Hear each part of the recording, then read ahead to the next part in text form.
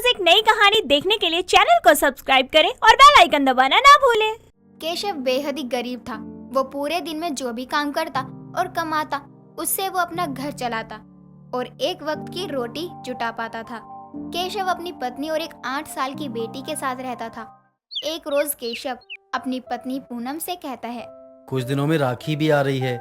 मुझे समझ नहीं आ रहा कि मैं आखिर घर को कैसे चलाऊंगा।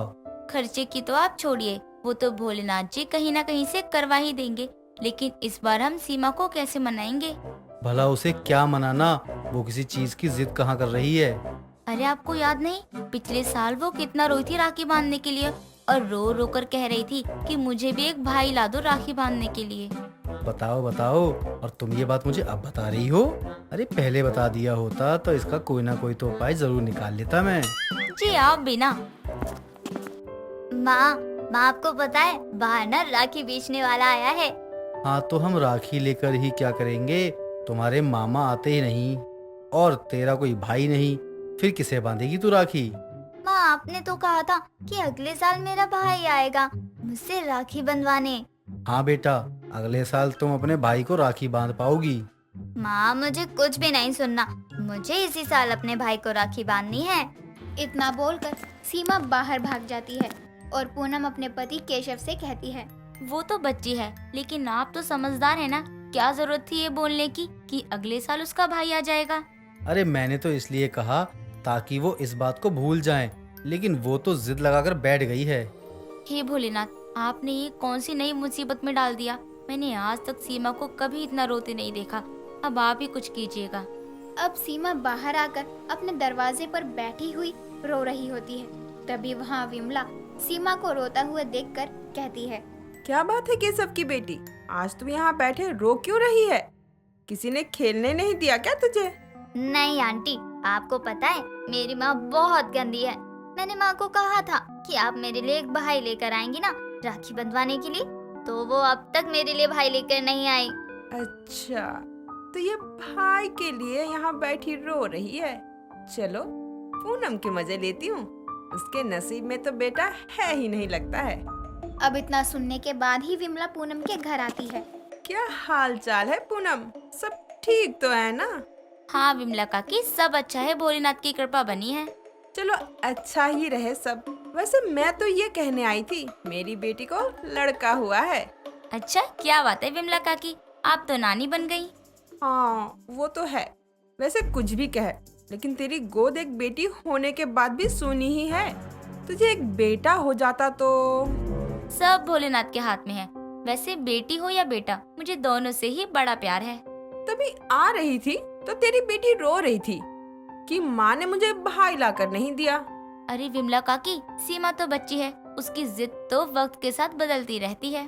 अब ऐसे ही समय बीतता है और रक्षाबंधन का त्योहार भी नजदीक आ जाता है।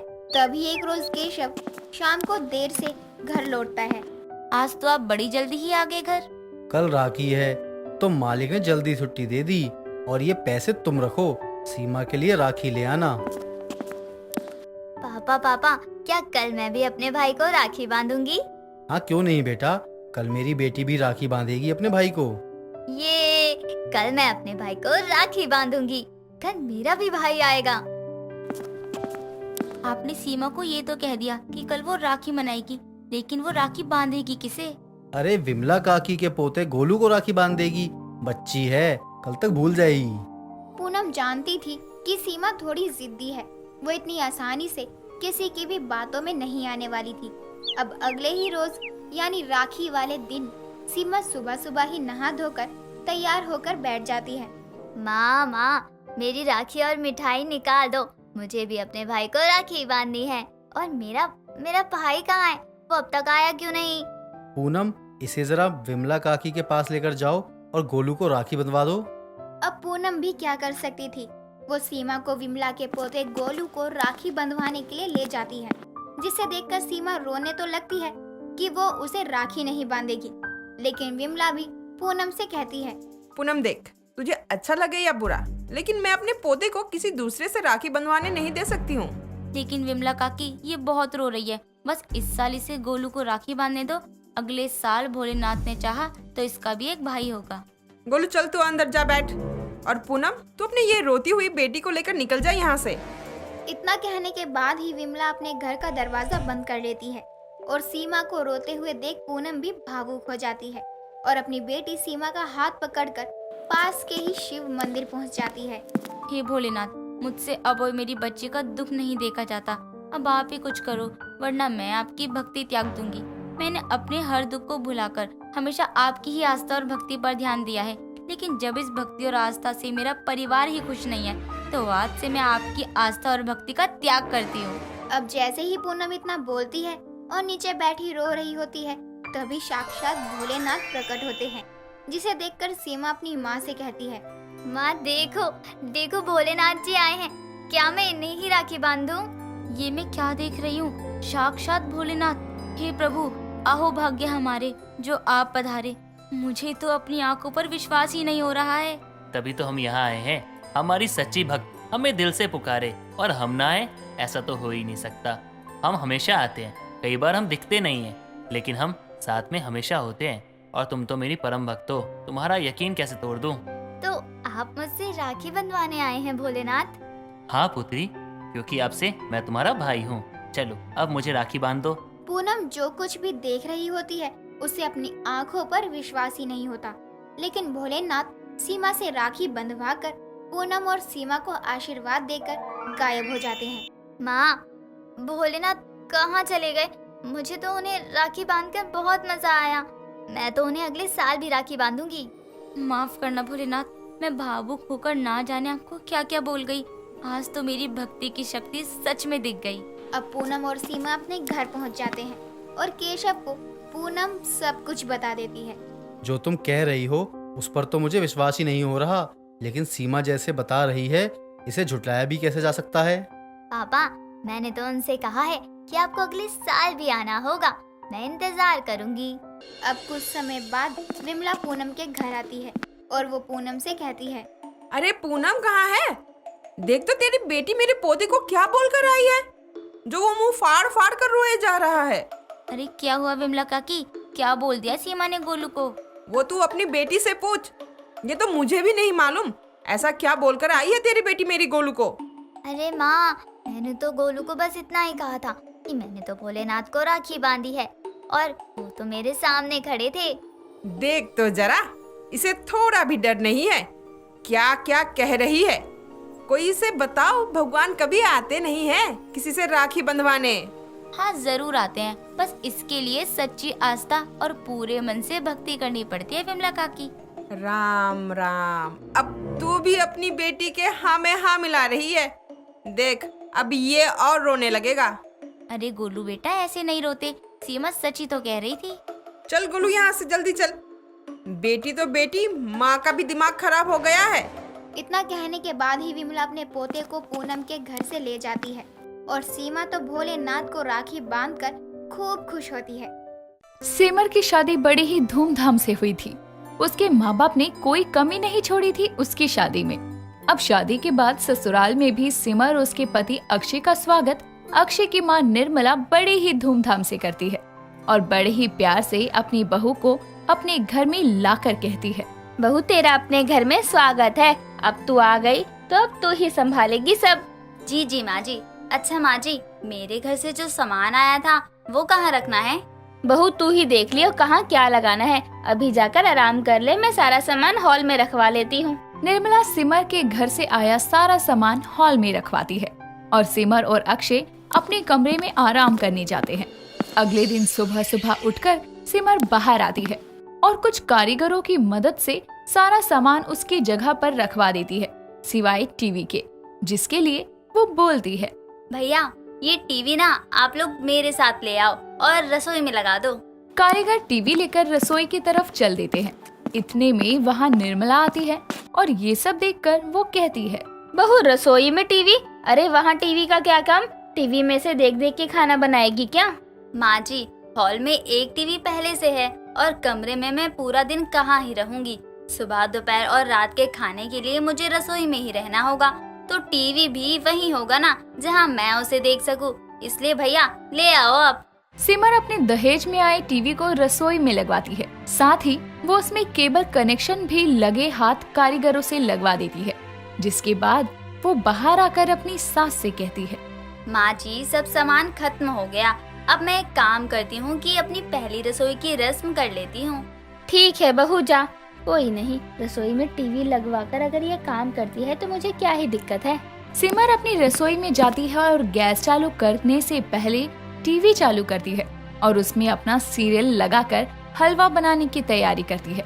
लेकिन सारा ध्यान रसोई में लगे टीवी पर होने के कारण वो हलवे में चीनी की जगह नमक डाल देती है। कुछ देर बाद वो बाहर नाश्ते की टेबल पर बैठे अक्षय और निर्मला को अपने हाथ का बनाया हलवा परोसते हुए कहती है, लीजिए माँ जी, मेरी पहली रसोई का हलवा खाइए। लाला बहू, मुझे तो कब से इंतजार था। सिमर निर्मला और अक्षय को हलवा देती है। जैसे ही दोनों हलवा खाते हैं, गंदा सा मुंह बनाते हुए कहते हैं, ये क्या? इसमें तो नमक है। क्या नमक? अरे शायद मैंने गलती से नमक डाल दिया। सारे डब्बे एक जैसे ही है ना, तो पता नहीं चला। अरे पर गलती कैसे हो गई? माँ ने रसोई में अच्छे से डब्बों पर लिखा हुआ है कि कौन सी चीनी है, कौन सा नमक है। कभी कभी मैं खाना बनाता था तो मुझसे कभी मसालों को पहचानने में गलती नहीं हुई। तो आप कहना क्या चाहते हैं? मैंने जानकर नमक डाला है? अरे मैं अपनी पहली रसोई को क्यों खराब करूंगी? हद है। शादी के बाद पहले दिन ही मुझे मेरे ससुराल वाले ताने मारने लगे। अरे बहू, कोई तुझे ताना नहीं मारा है और गलती तो सबसे हो जाती है। कोई नहीं, तू जाकर अब आराम कर ले। नहीं माँ जी, अब मैं रसोई में दोपहर के खाने की तैयारी करने जा रही हूँ। अरे अभी तो सुबह हो रही है, दोपहर के खाने की तैयारी इतनी जल्दी कर लेगी क्या? माँ जी, खाने में क्या बनाना है ये सोचते हुए और सभी चीजें तैयार करते हुए कब दोपहर हो जाएगी पता ही नहीं चलेगा। सिमर इतना कहकर वहाँ से रसोई में चली जाती है और वहाँ जाकर आराम से अपने सीरियल देखने लगती है। लेकिन सिमर को रसोई में जाते देखकर अक्षय अपनी माँ से कहता है, अरे माँ देखो ना, कितनी मेहनती बहू है आपकी। आजकल की लड़कियाँ रसोई से दूर भागती हैं और आपकी बहू है कि रसोई की तरफ भागती है। भागेगी ही रसोई में। टीवी जो लगवा रखा है बहू ने, और उसी वजह से इस हलवे में चीनी की जगह नमक डाला है। क्या आपकी बहू की रसोई में टीवी है? हद है इस लड़की की। अक्षय तो इतना कहकर आराम से अपने कमरे में आराम करने चला जाता है। कुछ देर बाद हॉल में बैठी निर्मला के पास उसकी पड़ोसन माया आती है, जो आकर निर्मला से कहती है, और निर्मला बहन, बहू के आने से सुख ले रही हो खाली बैठकर? बहू कहाँ है तुम्हारी? मेरी बहू रसोई में है माया। क्या हुआ, कुछ काम था क्या? नहीं नहीं, काम तो नहीं था, पर आज शादी के पहले दिन ही रसोई में। वाह, तुम्हें तो बहुत सही मिल गई है। मेरी बहू ने तो शादी के 1 महीने बाद कदम रखा था रसोई में। अरे तो तेरी बहू की रसोई में टीवी नहीं था ना। मेरी बहू तो रसोई में टीवी के कारण पसरी हुई है। अच्छा चलो कोई नहीं, बहू को काम करने दो, मैं शाम को आकर मिल लूंगी बहू से। दिन ऐसे ही गुजरते हैं। सिमर रसोई में टीवी लगवा लेती है, लेकिन इसकी वजह से उसका ध्यान खाना बनाने में कम ही था। कभी वो टीवी देखते हुए दूध को उबालते हुए गिरा देती, तो कभी सब्जी जला देती, तो कभी रोटियां जला देती। उसका रोज रोज का यही का काम था और निर्मला का गुस्सा अपनी बहू के लिए अब बढ़ता जा रहा था। ऐसे ही एक सुबह अक्षय ऑफिस जाते हुए सिमर को आवाज लगाकर कहता है, सिमर मेरा लंच दे दो। सिमर रसोई से अक्षय का लंच लाकर उसे देती है। रोज के मुताबिक आज अक्षय को लंच बॉक्स हल्का लगा, लेकिन वो इस बात को इग्नोर करके ऑफिस चला जाता है। शाम के समय वो गुस्से से भिनभिनाता हुआ घर आता है और हॉल में बैठी अपनी माँ से कहता है, माँ ये सिमर कहाँ है? कहाँ होगी, रसोई में है। जब से आई है रसोई को ही अपना कमरा बना लिया है। सिमर सिमर कहाँ हो? बाहर आओ। अक्षय की आवाज सुनकर सिमर भागी भागी हॉल में आती है और उससे कहती है, क्या है? मेरा सीरियल चल रहा है। घर से भागी बहू, उसके बीच में बुला लिया। अब बोलो भी। तुमको रसोई में बस टीवी देखने का काम है। अरे सुबह लंच बॉक्स खाली ही दे दिया, तुम्हारा सारा ध्यान तो टीवी में होगा। पति भूखा रह भी जाए तुम्हें क्या? क्या? सॉरी, मुझे याद नहीं रहा कि मैंने खाना पैक नहीं किया। मुझे माफ कर दो। क्या माफ कर दूं? तुम्हारा रोज का है। रोज जो खाना देती हो वो कौन सा खाने लायक होता है? किसी सब्जी में नमक ज्यादा, रोटियां जली होती हैं, चावल कच्चे होते हैं। अरे रसोई में जाती ही क्यों हो जब खाना बनाने में इंटरेस्ट ही नहीं है? माँ अब से प्लीज आप ही मेरे लिए खाना बनाना। इसको रसोई में बस इसके टीवी के साथ रहने दो। ठीक है बेटा।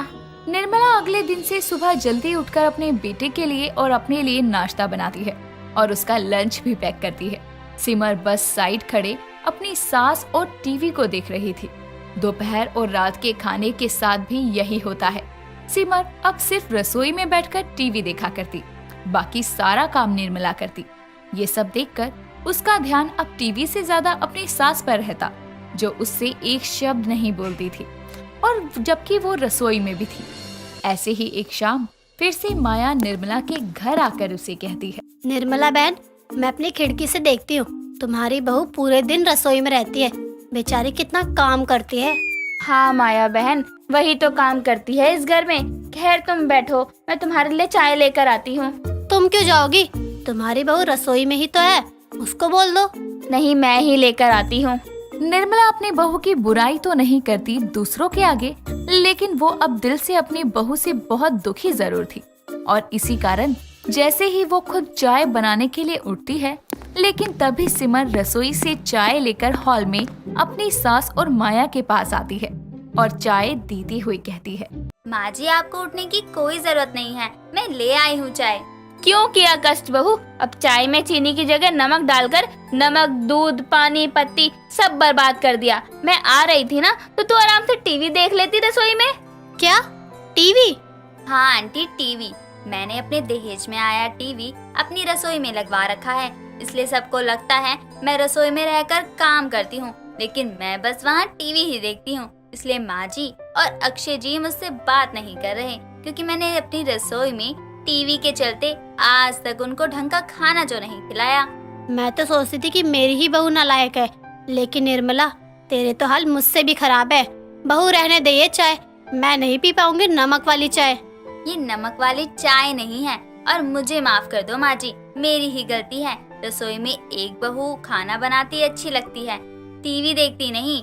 माँ जी, मैं कारीगरों से कहकर टीवी हटवा दूंगी और अब से आपको कोई शिकायत का मौका नहीं दूंगी। सिमर से माफी मांगने पर निर्मला उसे माफ कर देती है, जिसके बाद सिमर अपनी रसोई से टीवी निकलवा देती है और रसोई में सिर्फ अच्छे से काम करने ही जाया करती है। दोस्तों, अगर आपको ये कहानी पसंद आई तो इसे लाइक करें, शेयर करें और कमेंट करके बताएं कि कहानी में आपको सबसे अच्छा क्या लगा।